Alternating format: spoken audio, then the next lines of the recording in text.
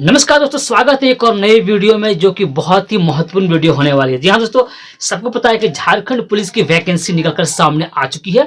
उसका डेट भी क्लियर कर दिया गया है कि उसको फॉर्म भरने का जो डेट है वो कब से कब होने वाला है।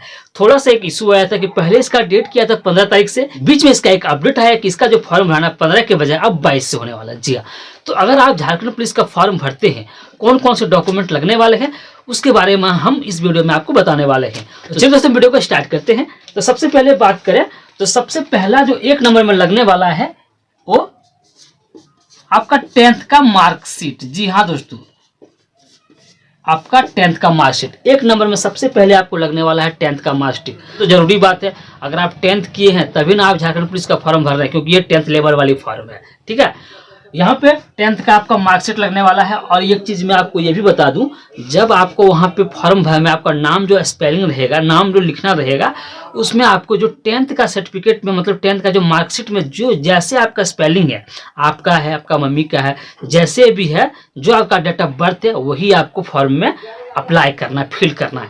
ऐसा नहीं है कि आधार कार्ड में ये है तो आधार कार्ड वाला दे देना है, क्योंकि ये हम एक दिन के लिए लेके नहीं चल रहे, हम बहुत आगे का प्रोसेस सोच के चल रहे हैं। क्योंकि जब वेरिफिकेशन होगा आपका, तो वही चीज़ आपका वेरिफिकेशन किया जाएगा। तो पहला नंबर क्या हो गया आपका 10th का मार्कशीट। दूसरा आपको लगने वाला है, जो ये भी इम्पोर्टेंट है, आधार कार्ड। जी हाँ दोस्तों, दूसरा आपका लगने वाला है आधार कार्ड। पहला नंबर 10th का मार्कशीट, दूसरा आपका आधार कार्ड, ये भी बहुत जरूरी है। ये आपको लेके जाना है जब आप फॉर्म फिलअप कर रहे होते हो। तीसरे की बात करें, तीसरा आपका लगने वाला है एक साफ सुथरा ईमेल आईडी। जी हाँ, एक साफ सुथरा आपको ईमेल आईडी की जरूरत पड़ने वाली है जब आप फॉर्म भरने जाएंगे। तो कि ईमेल आईडी का महत्व क्या होता है, जब आप अगर आप कहीं कैफे से फॉर्म भराते हैं तो वो क्या करता है, अपना ईमेल आईडी दे देता है, किसी और का दे देता है। इसमें क्या होता है कि जब भी जेएसएससी को अगर कोई आपको इन्फॉर्म करना होता है रजिस्ट्रेशन नंबर, तो वो आपके जब आप अपना ईमेल आईडी दीजिएगा तो आपके ईमेल में वो को मैसेज करेगा, या फिर अगर कोई रिजेक्ट हो जाता है उसमें की प्रक्रिया में आपको मैसेज करेगा। तो ईमेल आईडी बहुत जरूरी है। यहाँ तक समझ में आ चुका? तो हो गया ईमेल आईडी। चौथा नंबर हो गया आपका फोन नंबर। फोन नंबर, जी, चौथा नंबर आपका हो गया फोन नंबर। वैसे भी ईमेल आईडी और फोन नंबर के बिना तो आपका फिर रजिस्ट्रेशन ही नहीं होगा। तो यहाँ हो गया 10th का मार्कशीट, आधार कार्ड, ईमेल आईडी और दूसरा फोन नंबर। मतलब 4 नंबर में आपको फोन नंबर भी जरूरत पड़ सकता है, पढ़ना जरूरत पड़ेगा ही चढ़ेगा, ये आपको चाहिए। अगला बात करें 5 नंबर का, तो होगा आपको फोटो।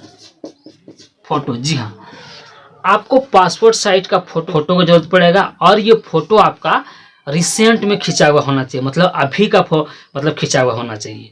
तो आप क्या कर सकते हैं, जैसे कि अगर आप अभी खिंचाएं तो कम से कम, वैसे तो फोटो एक ही फोटो लगता है, तो आप इसमें क्या कर सकते हैं, जो आप फोटो खिंचाने जाइएगा तो आप 3-4 फोटो, मतलब 6-7 फोटो खिंचा लीजिएगा। क्योंकि जब आपके एडमिट कार्ड में भी जरूरत पड़ेगा तो बार बार आप बदल के फोटो देने से अच्छा है एक ही फोटो आप देते रहिए। और जब वहाँ पर रिक्वायरमेंट होगा कि आपको रिसेंट का चाहिए तभी आप खिंचा लीजिएगा। ठीक है, तो आपको पहले साफ सुथरा फोटो होना चाहिए। ऐसा नहीं है कि मोबाइल से सेल्फी वाला ले लिए और डाल दिए, इससे थोड़ा अच्छा नहीं लगता है, आपका फॉर्म रिजेक्ट भी हो सकता है। तो यहाँ तक तो आपको क्लियर बिल्कुल भी हो चुका होगा, कोई भी प्रॉब्लम नहीं होगा। तो अगला बात करें फोटो, इसके बाद है हमारा 6ठा नंबर में सिग्नेचर। सिग्नेचर, जी हाँ, सिग्नेचर भी बहुत जरूरी है। जब भी आप सिग्नेचर करें तो आप, जैसे कि मेरा नाम नितेश हुआ, तो हम ऐसे एन करके ऐसे नहीं कर सकते। अगर हम ऐसे कर देंगे, अभी तो हम जोश में भले कर दिए, बाद में हमको जब जरूरत पड़ेगा, अगर हम ऐसा फिर नहीं लिख पाए तो फिर प्रॉब्लम हो गया ना। तो आपको क्या करना है, आप जैसे लिखते हैं, आप जैसे लिखते हैं, आपको जैसे कि मेरा नित्य हिंदी से लिखते हैं हम, तो ऐसे ऐसे अपना आप जैसे लिखते हैं आप वैसे सिग्नेचर कीजिएगा। आप उल्टा पुल्टा होश में आकर के, जोश में आकर के होश नहीं खो देना है, इसलिए सिग्नेचर भी बहुत इंपॉर्टेंट हो गया। तो सिग्नेचर हो गया। अगला बात करें 7वां और 8वां बताने से पहले मैं आपको बता दूं, 7वां 8वां का जरूरत आपको तभी पड़ सकता है जब आप झारखंड से हैं। जी, जब फॉर्म जब फिलअप कीजिएगा तो वहाँ पे लिखा रहेगा R U Jharkhand, R U Jharkhand मतलब झारखंड से हो। जब वहाँ पे आप क्लिक कीजिएगा तो आपको मांगेगा जाति प्रमाण पत्र, आवासीय प्रमाण पत्र, ये सब आपको मांगेगा। अगर आप आरक्षण लेना चाहते हैं, जैसे कि आप BC1 हो गया, BC2 SC ST हो गए, अगर आप आरक्षण लेना चाहते हैं तो आपको ये सब चीज़ मांगेगा। तो उसमें आपको जाति प्रमाण पत्र डालना है, आवासीय प्रमाण पत्र डालना है। और एक चीज़ ये है, इस फॉर्म को आप बाहर वाला भी डाल सकते हैं। तो बाहर वाला क्या करेगा, वो जाती आरयू झारखंड में आप जैसे नो करिएगा तो आपका यूआर सेलेक्ट हो जाएगा। जी हाँ, आपका यूआर सेलेक्ट हो जाएगा, मतलब जनरल। जब जनरल आपका सेलेक्ट हो जाएगा तो आपको कुछ भी नहीं मांगने वाला है। लेकिन अगर आप छूट लेना चाहते हैं, अगर आप झारखंड से हैं, तो आपको क्या लगेगा, जाति प्रमाण पत्र लगेगा, जाति प्रमाण पत्र और आवासीय प्रमाण पत्र, निवासी प्रमाण पत्र। जाति प्रमाण पत्र और निवासी प्रमाण पत्र, ये दोनों आपका ऑनलाइन बनना चाहिए। ठीक है, ये दोनों आपका ऑनलाइन बनना चाहिए, ऑफलाइन तो वैसे भी आजकल नहीं बनता है। तो अगर आप छूट लेना चाहते हैं तो आपको ये दोनों होना चाहिए, जाति प्रमाण पत्र और निवासी प्रमाण पत्र। लेकिन इसमें भी अब एक रूल लागू कर दिया गया है। कि क्या रूल लागू किया है मैं आपको बता दूं। अगर आपको जाति प्रमाण पत्र चाहिए तो इसमें डेट इशू कर दिया गया कि आपका जाति प्रमाण पत्र इतना तारीख को बनना चाहिए या फिर उसके बाद का बना हुआ है तभी आपको है।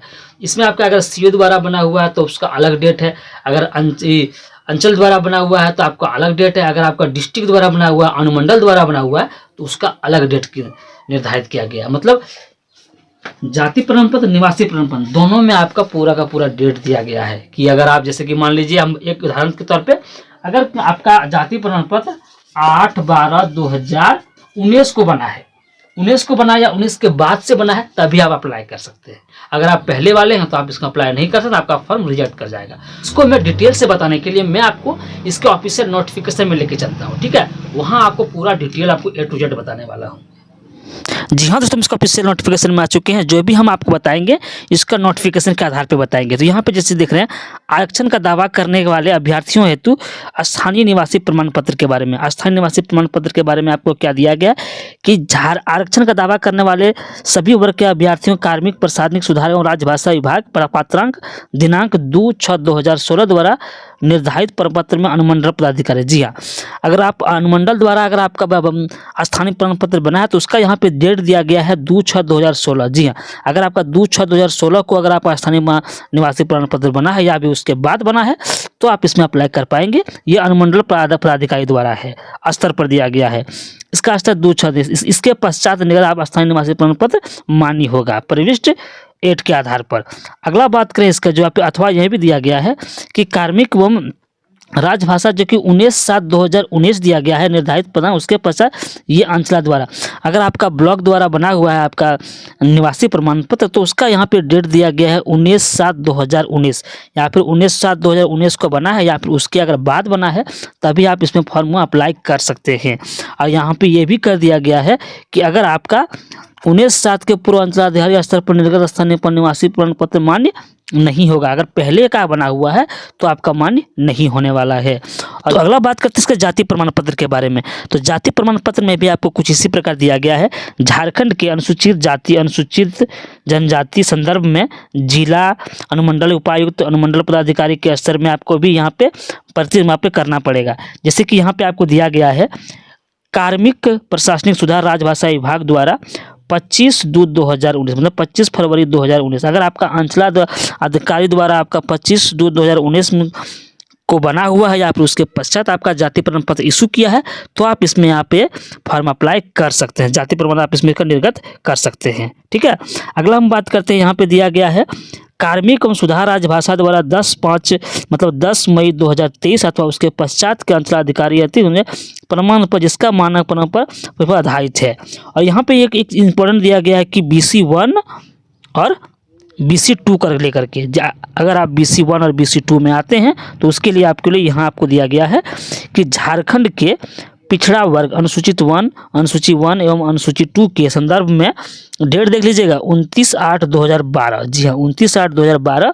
इसके पश्चात अनुमंडल पदाधिकारी के स्तर निर्गत कैरग्रीमी, मतलब इसका कहने का मत है कि अगर आपका अनुमंडल द्वारा 29/8/2012 डेट देख लीजिएगा 29/8/2012 के बाद से अगर आपका जाति प्रमाण पत्र बना है अनुमंडल का तो आप इसमें अप्लाई कर सकते हैं, जो कि यहाँ पे दिया गया है आपका 29/8/2012 ये था अनुमंडल द्वारा।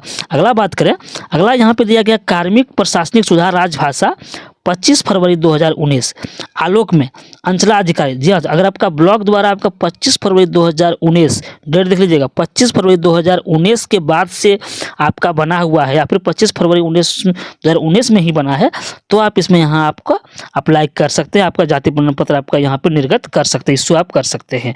तो आपको पूरा का पूरा समझ में आ चुका होगा कि आवासीय प्रमाण पत्र को आपको कब से कब डेट का होना चाहिए, जाति प्रमाण पत्र आपका कब से कब डेट होना चाहिए, और आपको लेवल भी देख लीजिएगा कि डीसी लेवल का है, मतलब अनुमंडल लेवल का, एसडीओ लेवल का या फिर सीओ लेवल का, कहाँ का बना हुआ होना चाहिए। तो पूरा का पूरा आपको यहाँ समझ में आ चुका होगा।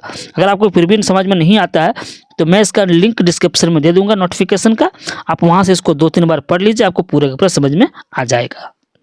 तो आशा करता हूं कि आपको पूरा का पूरा समझ में आ चुका होगा, कोई भी चीज़ का डाउट नहीं रहा होगा कि अगर आप फॉर्म भरते हैं झारखंड पुलिस का तो आपको ये 8 के अलावा आपको कोई और ज़्यादा लगेगा ही नहीं लगेगा। जी हाँ, आशा करता हूँ कि पूरा का पूरा क्लियर हो चुका होगा। अगर फिर भी आपको कोई समस्या आती है तो डिस्क्रिप्शन में इसका नोटिफिकेशन का लिंक है, वहाँ डाउनलोड कर लो, आप उसको 1 बार नहीं 2 बार आराम से पढ़िए, आपको पूरा का पूरा समझ में आ चुका होगा। आशा करता हूँ कि आपको पूरा का पूरा समझ में आ चुका होगा। लेकिन अगर आप लोगों ने अभी तक हमारे यूट्यूब चैनल टीएसपी देवघर को सब्सक्राइब नहीं किया है तो प्लीज़ सब्सक्राइब कर दें और बेल की घंटी को भी बजा दें, ताकि हमारी आने वाली सारी वीडियो की नोटिफिकेशन सबसे पहले आपको मिले। और अगर झारखंड पुलिस से रिलेटेड अगर कोई भी अपडेट आती है कि अगर कुछ अपडेट कुछ भी, तो सबसे पहले हम आपको प्रोवाइड करेंगे। चलिए तो मिलते हैं हम नेक्स्ट वीडियो में, तब तक आप अपना का ख्याल रखें। जय हिंद, जय झारखंड।